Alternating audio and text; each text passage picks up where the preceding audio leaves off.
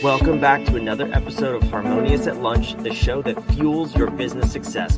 I'm Brandon Gano, your host and guide through the world of harmonious business growth. Today, we're unlocking powerful strategies with industry experts to help your business thrive. If you're a business owner, entrepreneur, or executive, you are in the right place. Join me and our incredible guests today on the journey to clarity, growth, and success. It is time to revolutionize your approach to business. Let's dive in with another episode of Harmonious at Lunch.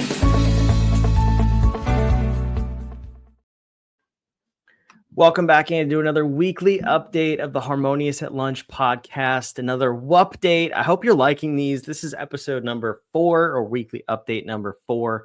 I'm enjoying recapping the week of episodes. I know for me personally, I record so many of these episodes. We've got over 360, I believe, recorded at this point, which is crazy to think about. But going back over them one extra time gives me the refresher of what was talked about, the things to learn and take away. And I'm human just like you are. Sometimes there's really great episodes that I love in the moment, but I don't actually do anything with it because, again, I'm a human. And it's giving me that chance to go back and re-listen to it or at least just remember what I learned and what those takeaways are. So I hope you like it for that too. If you missed any of the episodes, we had 4 great guests this week. We had Matt Diamante, Hunter Jensen, Amber Gage, and Cindy Baker.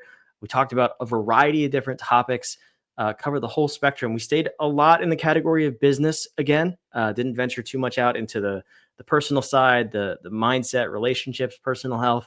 But we do have a couple more of those episodes coming up in the very near future. So stay tuned for those, and I hope you're subscribed already. But let's go. My recommendation is if you wanted to remember, or if you want to remember, any little nuggets of wisdom from one of these episodes, go back and listen to them. Go listen again. You're going to hear it differently the second time than you did the first. They're short. They're all under 20 minutes. And who knows, you might pick up something that's actually crucial for you growing your business and having some sort of success or overcoming a challenge that's been just nagging you for a while.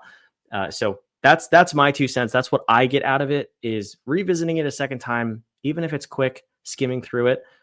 Or maybe this episode jogs your memory of something you wanted to do. Take that time, go back and do it, and grow your business. That's why we're here.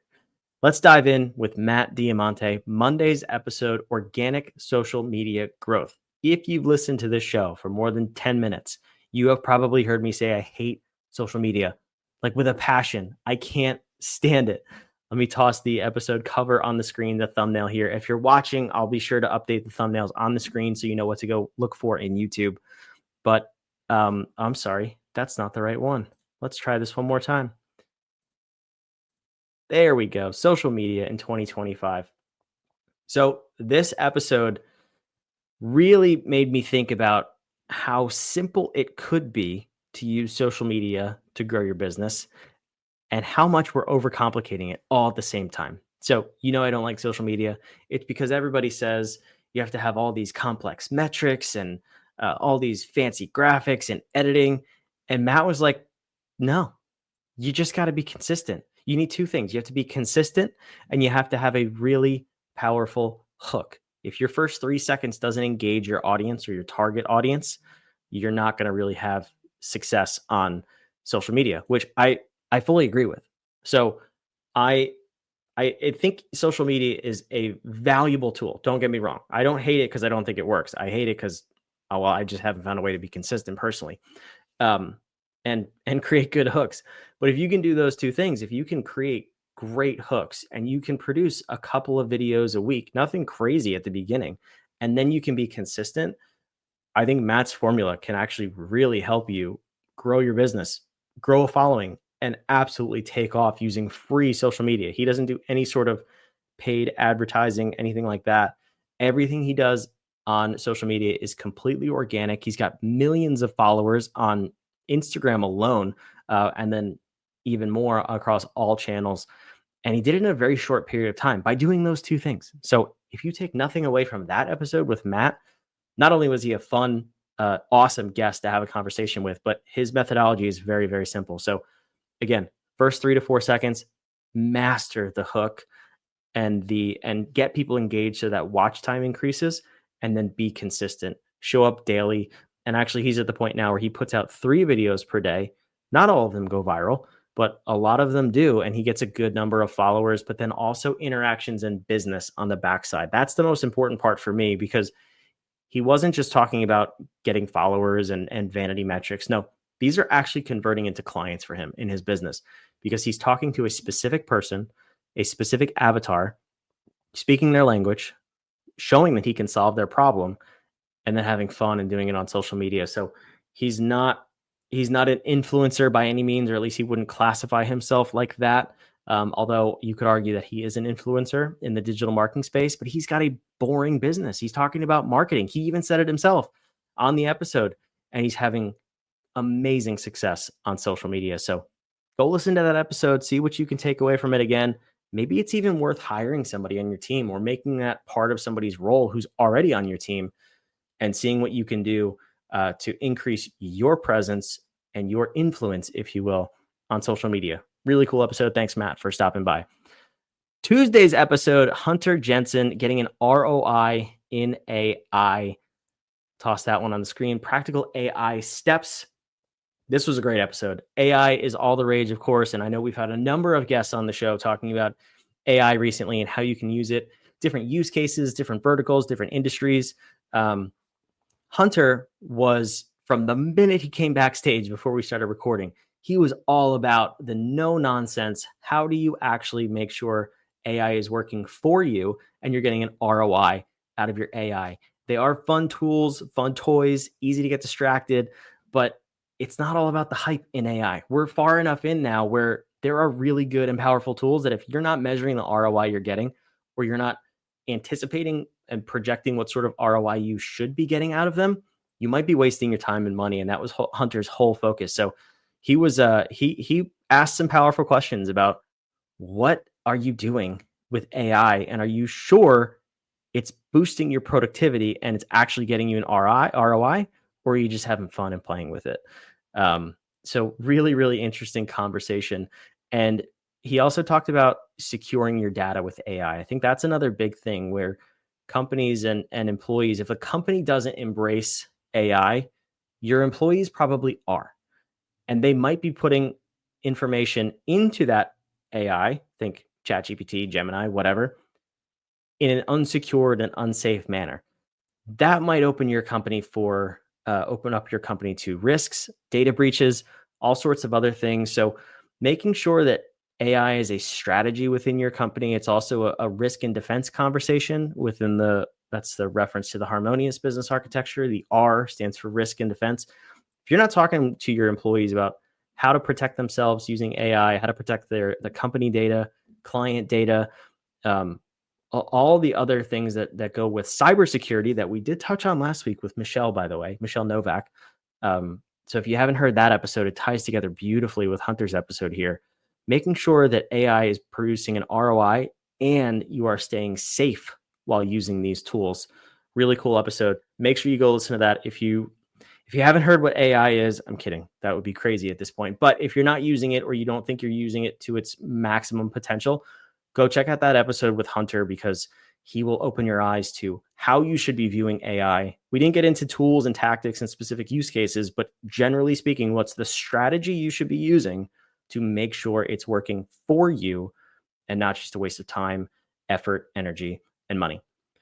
Let's move on. Wednesday's episode with Amber. Amber, we talked about marketing for small business and avoiding marketing mistakes. Amber was a phenomenal guest. I love that she stopped by. Thank you, Amber, for coming by. We talked about her framework, the 4 C's of marketing: clear copy, consistent branding, customer demographics, and channel management. She broke down marketing in a way that's very, very simple that would allow you as the entrepreneur to really audit where you are in marketing. If you have a budget to pay an outside agency or hire third-party vendors, you can kind of audit what they're doing too, which I think is always powerful. We, as business owners, we want to delegate solutions, or we want to delegate problems, not solutions.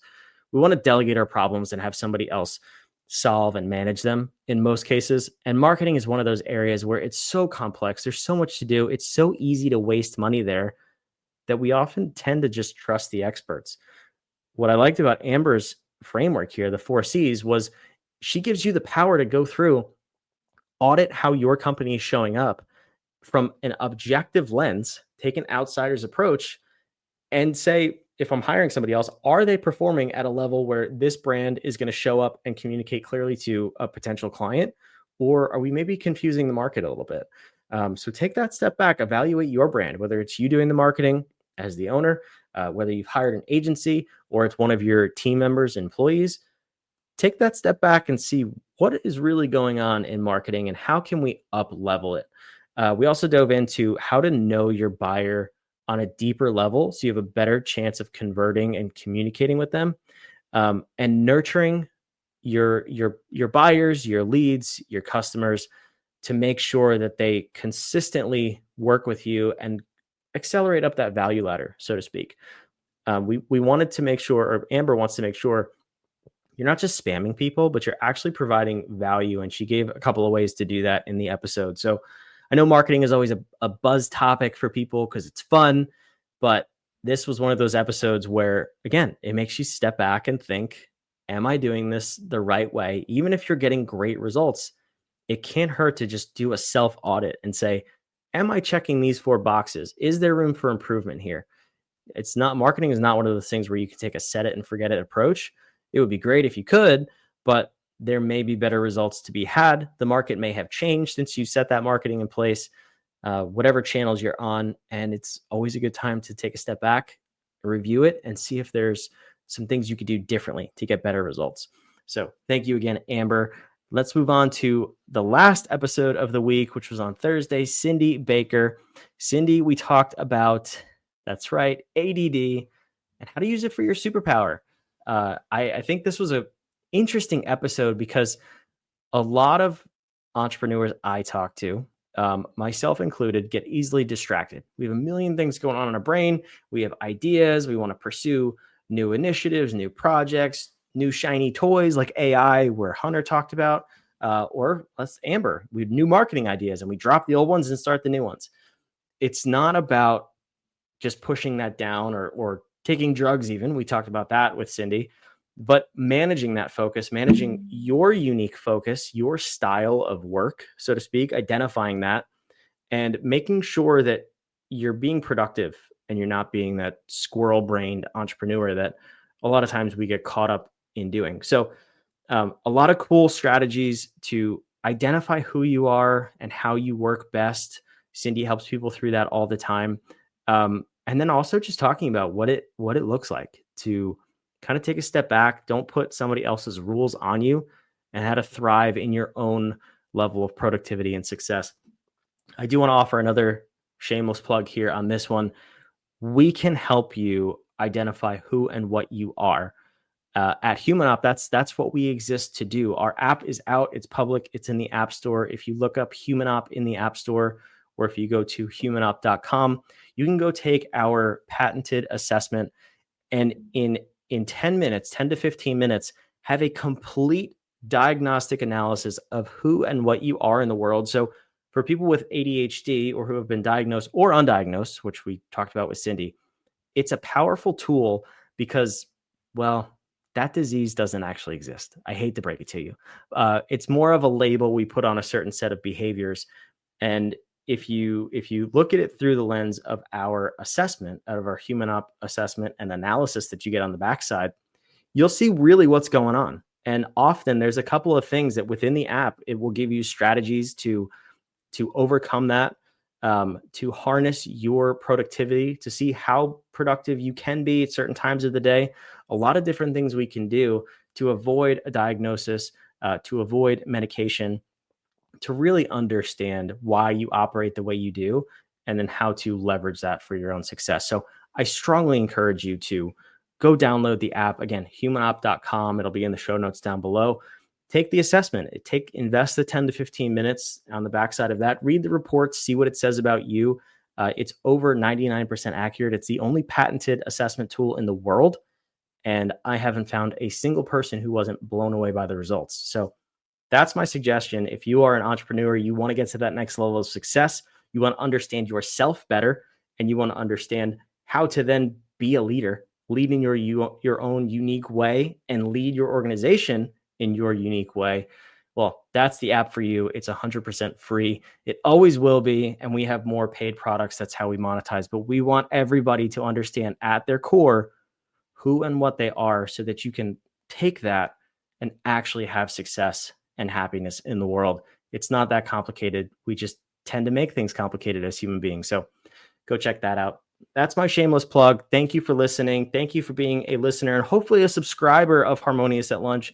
We'll see you back next week with 4 incredible guests. I'm looking at the calendar over here and I absolutely loved these conversations. So much to unpack. We'll see you next week on the weekly update. Make sure you subscribe so you don't miss those 4 episodes and make sure you tune into them. See you next week. Thanks for listening to another episode of the Harmonious at Lunch podcast.